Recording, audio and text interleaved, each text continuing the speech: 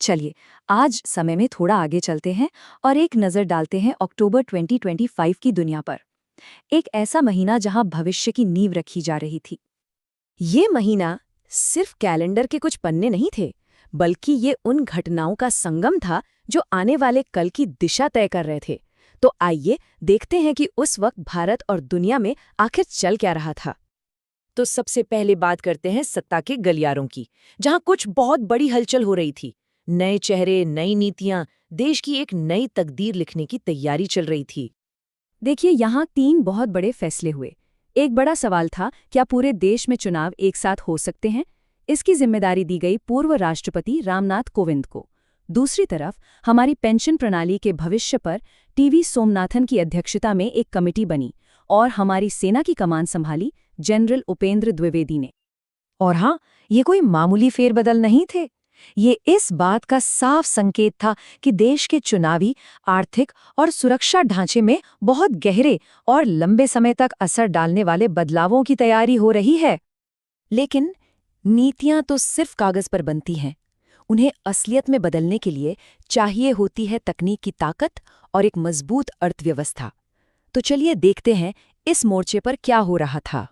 जरा सोचिए, एक ऐसा देश जो अपनी तकनीक खुद बना रहा हो और जहां सरकारी सेवाएं बस एक क्लिक दूर हों। अक्टूबर 2025 में यही सपना हकीकत की तरफ अपने कदम बढ़ा रहा था। और ये सिर्फ बातें नहीं थी। गुजरात में देश का पहला सेमीकंडक्टर प्लांट लगना मतलब तकनीक के लिए दूसरों पर निर्भरता कम करना। एआई एथिक्स फ्रेमवर्क ये पक्का कर रहा था कि तकनीक का इस्तेमाल सही और जिम्मेदारी से हो। और डिजिटल जनगणना, अरे ये तो सरकार चलाने का पूरा तरीका ही बदलने वाली थी।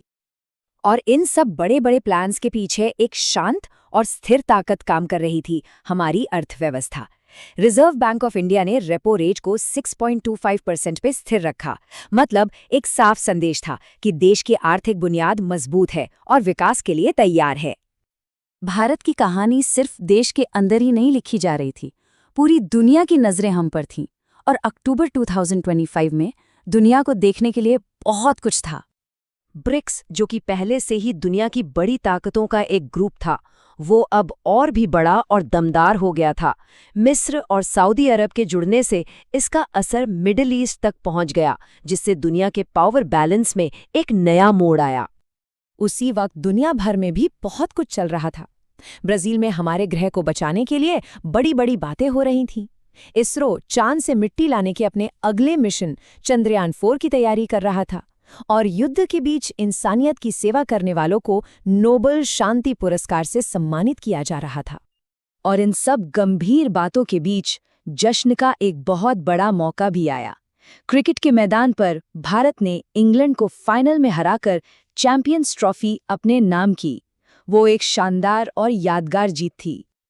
असल में किसी भी देश की पहचान सिर्फ उसकी नीतियों या अर्थव्यवस्था से नहीं होती, वो बनती है अपनी उपलब्धियों से, अपने नायकों की यादों से।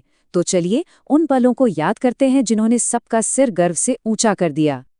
जरा सोचिए, एक शहर जो एक या दो बार नहीं बल्कि लगातार 9 सालों से देश का सबसे साफ शहर बना हुआ था, इंदौर ने सच में कर दिखाया था। ये मेहनत और हर एक नागरिक की भागीदारी की एक कमाल की मिसाल थी। ये सिर्फ 1000 रुपए का एक सिक्का नहीं था, ये हमारे लोकतंत्र के दिल यानी राष्ट्रपति भवन के 100 साल पूरे होने का जश्न था। एक ऐसा प्रतीक जो हमें हमारे इतिहास और हमारे मूल्यों की याद दिलाता है। राष्ट्र ने उस महीने एक ऐसे शख्स को भी याद किया जिनके बिना शायद आज भारत की कहानी ही कुछ और होती। वो इंसान जिसने करोड़ों लोगों की किस्मत बदल दी। MS स्वामीनाथन, जिन्हें हम सब हरित क्रांति के जनक के नाम से जानते हैं। उनके काम की वजह से ही भारत खाने के मामले में आत्मनिर्भर बन पाया। उन्हें मरणोपरांत भारत रत्न देना उस महान आत्मा को एक सच्ची श्रद्धांजलि थी। तो अक्टूबर 2025 की ये सुर्खियां सिर्फ खबरें नहीं थी, ये वो बीज थे जो भविष्य के भारत का पेड़ उगाने के लिए बोए गए थे। अब सवाल ये है कि उस पेड़ को कितना बड़ा और कितना मजबूत बनाया जा सकेगा।